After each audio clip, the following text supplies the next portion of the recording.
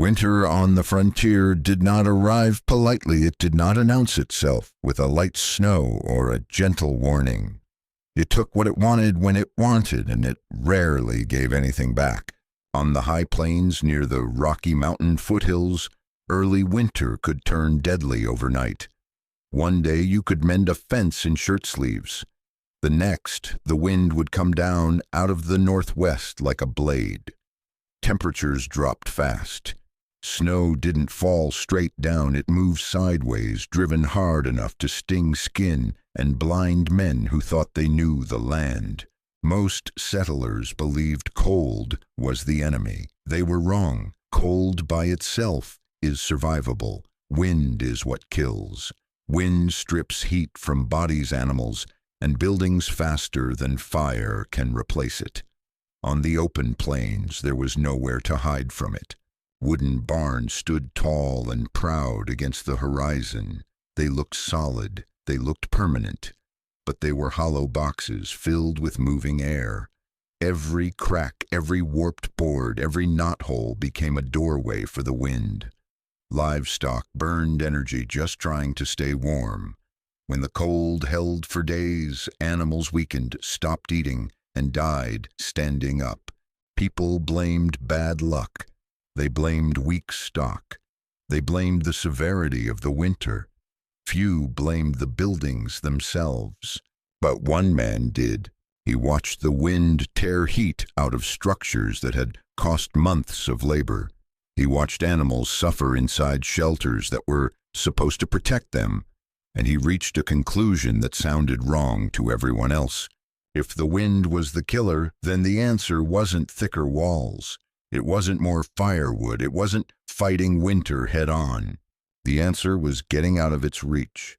Most men built higher. He planned to dig down. At the time, it sounded foolish. On the frontier, foolish ideas were cheap. Everyone had one. Most of them failed quietly. This one would not, because when winter finally arrived with the kind of force that erased whole herds from the plains, this idea would prove something the frontier rarely forgave people for ignoring. Cold does not negotiate, and it never knocks. The man was not a dreamer. He was not trying to invent anything. He was a practical frontier settler who had already learned one hard rule. Of the plains, winter does not care how hard you work. He had come west with the same ideas most men carried. Build fast. Build with wood. Get a roof up before snow. That first winter he did everything right by common standards. He raised a small timber barn tight enough to keep rain out, solid enough to stand on its own. It looked like every other barn scattered across the territory, and it failed. The wind pushed straight through it. Nights dropped below zero and stayed there. His animals stood shoulder to shoulder, backs, hunched coats stiff with frost. They ate more hay than expected. They drank less water. By midwinter, one animal went down and never stood again, found frozen at dawn, eyes open, body locked where it fell. That loss stayed with him, not as grief, but as a problem that needed an answer. The second winter was worse. He added boards, packed mud into cracks, hung canvas where he could. None of it mattered. The barn still filled with moving air. The animals still shivered. Another loss followed, smaller this time, but enough to confirm what he already suspected. The lesson most men took from those winters was simple work. Harder, burn more fuel, accept losses as part of the price. He took a different lesson. He noticed something strange. The coldest nights were not always the deadliest. Calm nights, even at low temperatures, were survivable.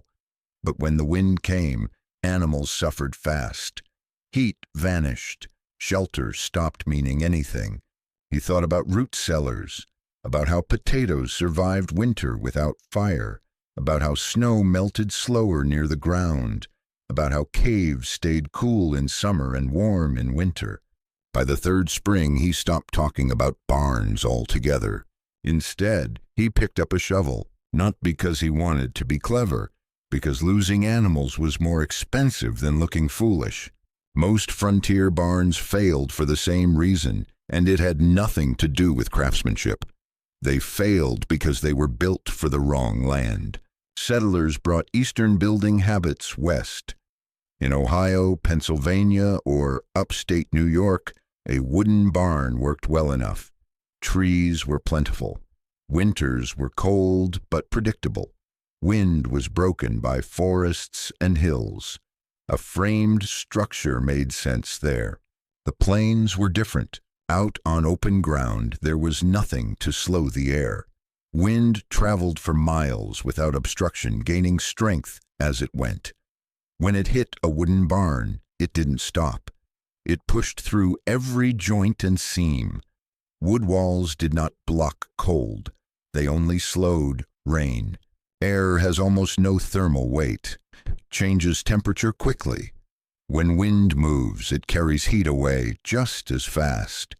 A barn full of cold air becomes colder by the minute. No amount of hay or body heat can keep up once the wind starts stripping warmth faster than it can be replaced. This is where most builders misunderstood the problem. They thought insulation meant thickness, more boards, tighter fits, extra layers. But insulation without mass does little against moving air. A box filled with air is still a box of cold. Animals pay the price first. A horse fighting cold burns calories non-stop. Feed that should go toward strength and recovery is spent just staying alive. After a few days, even strong animals weaken. They stop eating. Their bodies shut down. Men watched this happen and blamed the animals. Few noticed that the buildings never held still. Walls breathed, roofs leaked air, doors rattled. Wind found every weakness and widened it. The frontier demanded a different kind of thinking, not higher walls, not more fuel. Something heavy, something still, something the wind could not move through. Wooden barns failed not because men were lazy or foolish, but because the land required solutions most of them had never needed before. The decision did not come with drama. There was no announcement, no argument at the general store. He did not explain himself because he wasn't sure anyone would listen. When spring arrived and the ground softened, he began digging. Not a well, not a root cellar. A long rectangular pit cut straight into the earth where his next cabin was planned to stand. Men riding past slowed their horses and watched for a moment. A few shook their heads. Some laughed quietly and kept going. On the frontier, you learned not to question another man's labor unless it threatened your water or crossed your line. This didn't do either. It was just strange. He dug deeper than most thought necessary. 6 feet, then 8. The soil stayed cool and firm. Below the frost line, the ground felt different, stable, still. The shovel rang dull instead of sharp. He liked that. He lined the walls with split logs set tight against the earth, packed clay into gaps. The floor he tamped hard and sloped slightly so water would move where he wanted it to go. He cut a gradual ramp down one side, wide enough for a horse to walk without fear. No ladders, no sharp turns. Then he built a roof over the pit. Heavy beams, close spacing, cross planks laid tight. Over that, a layer of clay and sod. Only after that did he raise his cabin. To anyone looking from a distance, it appeared ordinary, low, plain, unremarkable. What they didn't see was what sat beneath it. When neighbors finally understood what he had done, the jokes came easy. Horses don't live underground. You're building a grave. It'll flood. They'll suffocate. You'll regret it by first snow. He didn't argue. He didn't defend the idea. Arguing wasted time and burned energy better saved for winter. He finished the work, stacked hay-check drainage after heavy rains, and walked his animals down the ramp one by one. They hesitated once, then followed him without trouble. Animals understand shelter better than men. To the outside world, it looked like madness. On the frontier, that was usually a bad sign. But sometimes madness was just the right idea early. What he understood was simple, even if the words for it did not exist yet. The earth holds heat, and it does not give it up easily. 6 to 8 feet below the surface, the ground barely notices the seasons. Summer heat never reaches that deep. Winter cold does not either. While air temperature swings wildly, the soil stays steady. Cool in summer, mild in winter. Not warm, but stable. Stability was the goal. He had seen it before without naming it.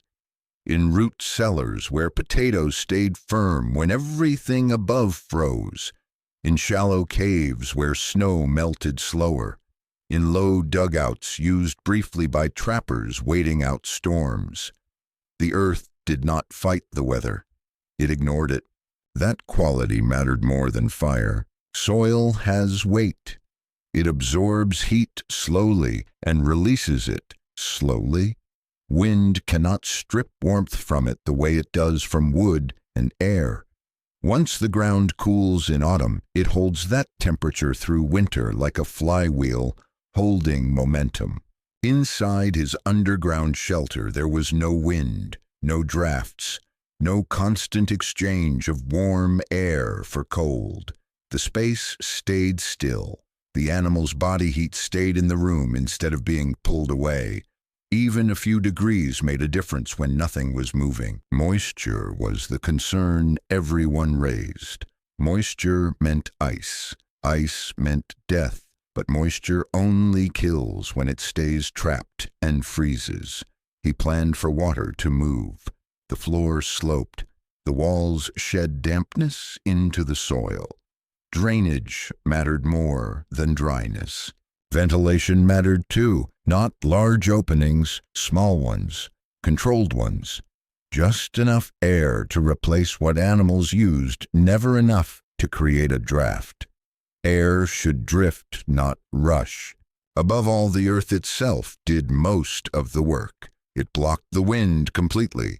It wrapped the space in mass instead of air. It turned violent weather into background noise. He wasn't trying to make the space warm. Warmth wastes energy. He only needed it not to kill. That distinction was everything. Most men built shelters to look strong. He built one to stay alive. The structure was simple, but nothing about it was careless. The pit was sized for animals, not comfort. Wide enough for them to turn and lie down. Tall enough to stand without stress. Low enough that heat did not rise and vanish. There was no wasted space. Every foot had a purpose. The walls were the first defense. Split logs were set vertically against the cut earth, not as decoration but as structure. The soil behind them carried the load. Clay mixed with grass was packed into gaps, not to make it pretty but to stop air movement. The earth did the insulating. The wood only kept it in place. The floor stayed dirt, packed hard with a tamper until it rang solid underfoot. No boards to rot, no straw to trap moisture. It sloped just enough toward the ramp so water moved away from where animals stood. Gravity handled drainage better than any tool he owned. The ramp mattered more than the door.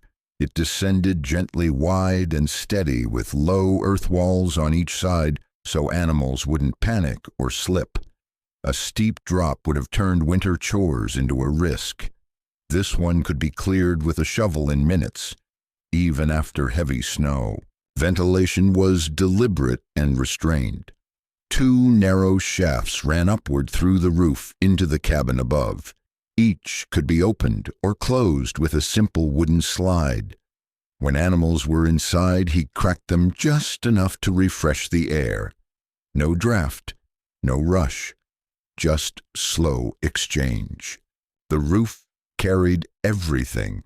Heavy beams set close together, cross planks laid tight. Above that, clay and sod. It had to hold the cabin, the stove, and winter snow without flexing. It also acted as a heat bridge, not a heater, just a path. Heat from the cabin bled downward naturally. A few degrees. Enough? He checked it after rain, after snowmelt, after freeze and thaw. The walls stayed dry, the floor stayed firm, the air stayed calm. It wasn't comfortable, it wasn't elegant, but it was reliable. And on the frontier, reliability was worth more than pride. People noticed once the work was finished. They always did. A low cabin with no separate barn stood out on the open land. The ramp descending into the ground raised questions no one bothered to ask directly. The comments came sideways, over coffee, while trading supplies. Between stories about weather and prices, nothing cruel, nothing loud, just enough to mark the idea as foolish. Horses don't belong underground. You'll trap damp air. They'll freeze faster down there. What happens when the snow fills the hole? What happens if one goes down and you can't get it out? Men who had lost animals spoke with confidence. Experience carries weight even when it points the wrong direction. One older settler said burying livestock was worse than leaving them in the open. Moisture kills faster than wind. Everyone nodded. That sounded right. No one stopped him. That mattered. On the frontier, mockery and opposition were not the same. If a man blocked water or crossed boundaries, people acted. This was different. This was just a man wasting his time on his own land. A traveling carpenter laughed outright. Said he'd built barns from Missouri to Colorado and never seen a man dig one. Asked what would happen in a heavy rain. The answer was simple. Water runs downhill. That didn't satisfy him. Nothing would have. The man with the shovel didn't argue. Arguing doesn't change weather. He stacked hay, checked his vents, made sure the ramp door closed tight against the prevailing wind. Ridicule is easy before consequences arrive. It costs nothing. It carries no risk. Winter would collect payment later. When the first real cold settled in and the ground hardened, he walked his animals down the ramp and shut the door behind them. He went back upstairs, fed the stove, and listened to the wind test the cabin walls. Above ground, everything moved. Below ground, nothing did. Most men would not understand the difference until it was too late. The storm did not arrive quietly. The sky changed color, first turning dull and metallic like worn iron. The wind shifted hard to the northwest and began to build. Temperatures dropped through the day fast enough that men noticed without checking a thermometer. By afternoon, snow didn't fall. It drove. This was the kind of weather old settlers recognized and young ones underestimated. He did not wait. He led the animals down the ramp early while the ground was still visible. They went without resistance hooves, steady on packed earth. He filled the water trough, forked down extra hay, checked the vents, and sealed the ramp door tight. A wool blanket nailed over the cracks stopped air movement without blocking access. Then he went upstairs and fed the stove. By nightfall, the wind was screaming, not gusting, screaming. It found every edge of the cabin and tested it. Snow moved sideways, piling into drifts that erased fence lines and landmarks. Visibility dropped to nothing. Outside, the world ceased to exist beyond arm's length. This was no ordinary winter blow. This was the kind that emptied barns and fields by morning. Across the plains, men tied ropes between houses and outbuildings so they wouldn't lose their way in the dark. Some did anyway. Livestock stood packed into wooden barns as the wind forced cold air through every seam. Hay disappeared fast. Animals shivered, burned energy, and weakened by the hour. Below ground, none of that mattered. The wind could not reach the shelter. The temperature did not collapse. The air stayed still. Body heat accumulated instead of escaping. Water did not freeze. Hooves stood on dry earth. For 3 days the storm held. 70-mile-per-hour winds. Snow piled higher than doorways. Temperatures plunged far below zero and stayed there. Inside the cabin, he boiled coffee and waited. Below him, the animals shifted calmly, ate and rested. Nothing in their environment told them they were in danger. When the wind finally broke and silence returned, the land above was ruined. What lay beneath it was not. Winter had come to take its share. This time it left empty-handed. When the wind stopped, the silence felt wrong. He opened the cabin door and stepped into a world reshaped overnight. Snow stood higher than his shoulders in places.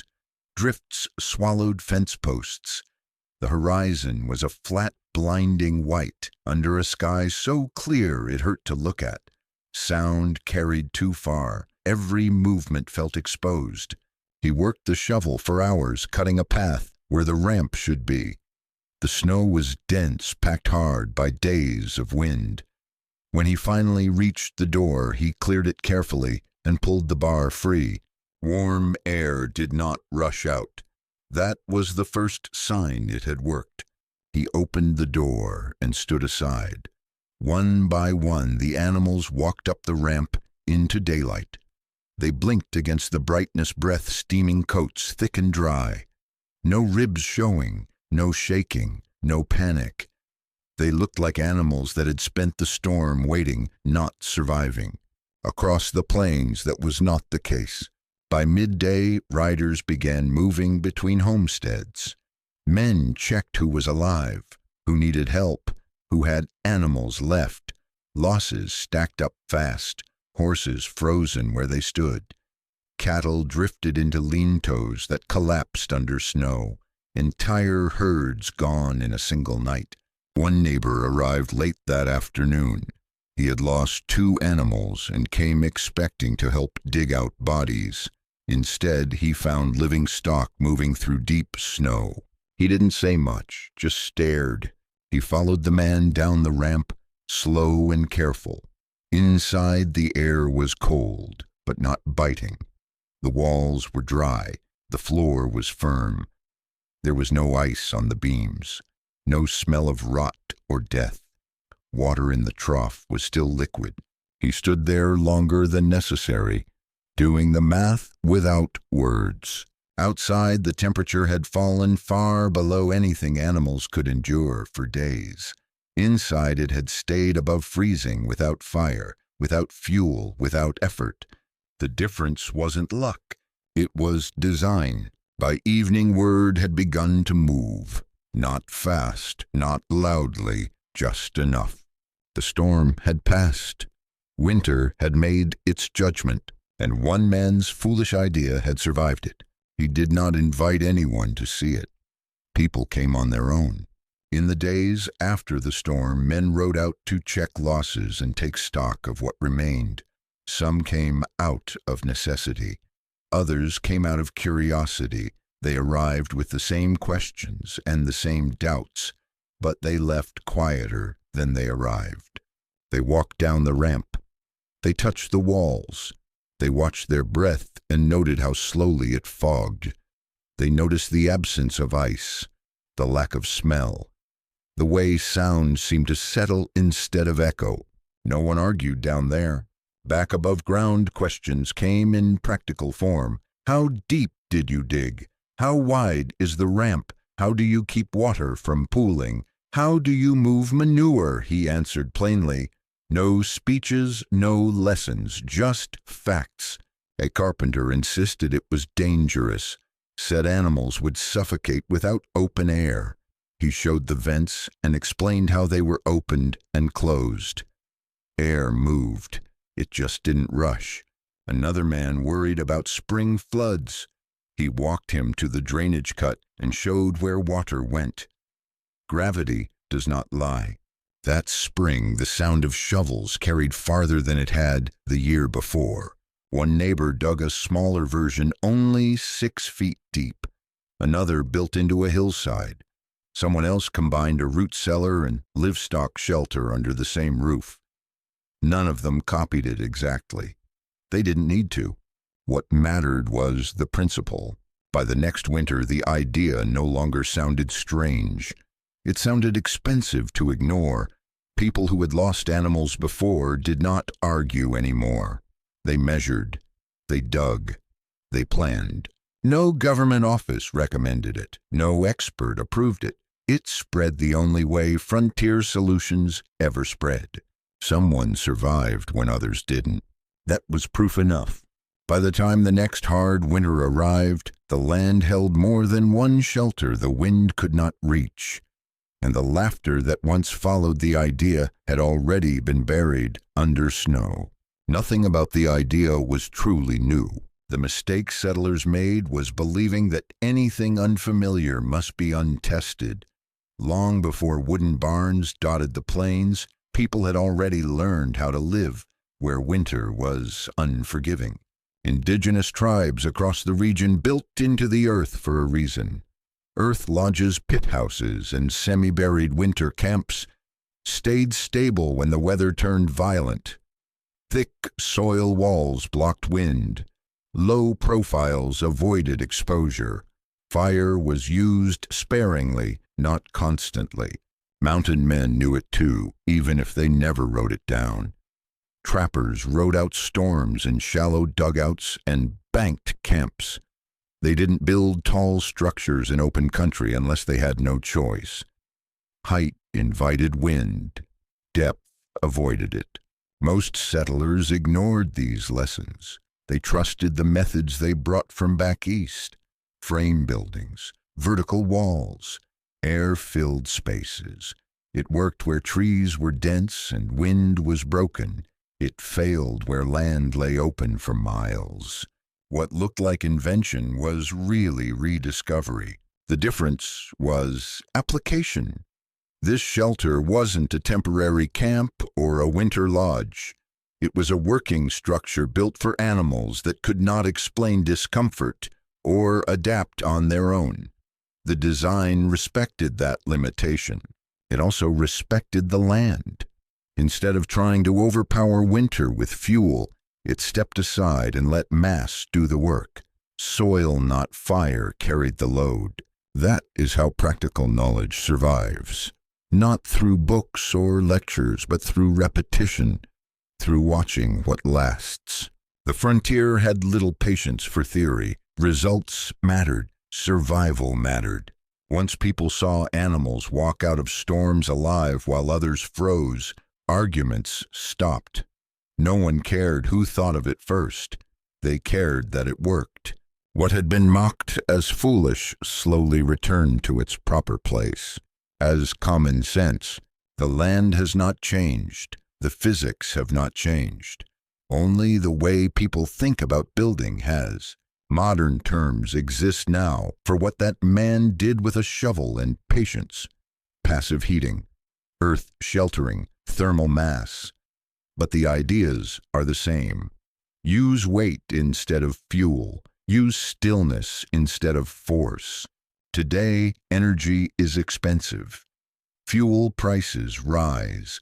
Power fails in storms. When systems break, people are reminded of how thin the margin really is. The frontier dealt with that reality every winter. An underground shelter does not need to look impressive. It needs to work when heat is gone and wind is relentless. A space that stays just above freezing can save animals food and people. Comfort is optional. Survival is not. Root cellars still keep food without electricity. Earth-bermed homes reduce heating costs quietly. Underground greenhouses stretch growing seasons with minimal input. None of these ideas require new technology. They require trust in materials that do not move. The lesson is not to copy the past exactly. Conditions differ. Laws differ. Safety standards exist for good reason, but the logic remains useful. Most failures come from fighting the environment instead of understanding it. Taller walls, bigger heaters, more consumption. These solve symptoms, not causes. The frontier approach looked backward because it valued results over appearance.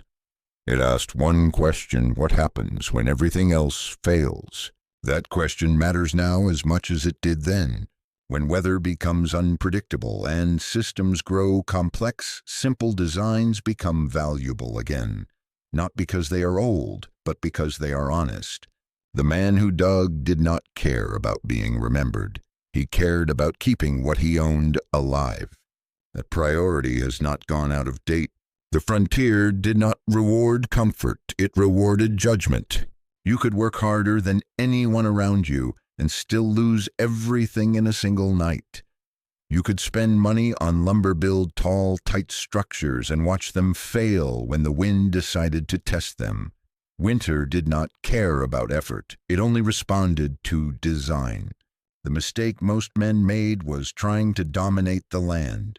They built as if strength alone was enough. Bigger barns, more fire, thicker walls. When those failed, they blamed the season instead of the approach. The man who dug learned something quieter. He did not fight winter. He stepped out of its path. By lowering his shelter, he removed the wind from the equation entirely. By using soil instead of air, he traded speed for stability. By accepting that warm enough mattered more than warm, he stopped wasting energy. This way of thinking shows up again and again in frontier survival. A stove placed to heat 2 rooms instead of 1. A root cellar dug just deep enough to miss the frost. A cabin built low and tight rather than tall and proud. None of these look impressive from a distance. All of them work when conditions turn hostile. The frontier lesson is not about cleverness, it is about humility.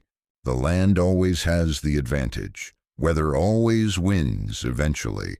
The only real choice is whether you oppose it directly or arrange yourself so it passes around you. People laughed at the underground shelter because it broke expectations. It didn't look right. It didn't match what a barn was supposed to be. But expectation has never kept anything alive. Function has. The frontier favored people willing to accept looking foolish today in exchange for being alive tomorrow. That trade-off made sense to anyone who had watched winter erase confidence along with fences. In the end, the lesson is simple. Build for the worst day, not the best one. That is frontier thinking. By the time the next winter came, no one laughed. They didn't praise the man either. Praise was unnecessary. Survival speaks for itself. On the frontier, results replaced arguments faster than words ever could. The underground shelter became just another tool, not a curiosity, not a story, a choice. Some adopted it, some didn't. But no one dismissed it as foolish again. That is how real knowledge settles in, quietly, without ceremony. The man who dug never claimed he had solved winter. He knew better. Another storm would come, a colder one that tested different weaknesses. But he also knew the ground would still be there, holding steady, indifferent to the chaos above it. The frontier does not reward pride. It rewards attention. The ability to notice small advantages and use them without apology. Most people build for how things look. Fewer build for how things fail. The difference only matters when everything goes wrong. So the question is not whether you would dig a shelter for animals or build into the earth. Times change. Places change. Needs change. The question is simpler. When conditions turn hostile, do your systems rely on constant effort, or do they work quietly on their own? One approach demands endless input. The other leans on weight, patience, and physics that do not break down. Winter always reveals the truth. It strips away excuses and leaves only what functions. Out on the frontier, that lesson was learned the hard way, and it still applies wherever you stand today.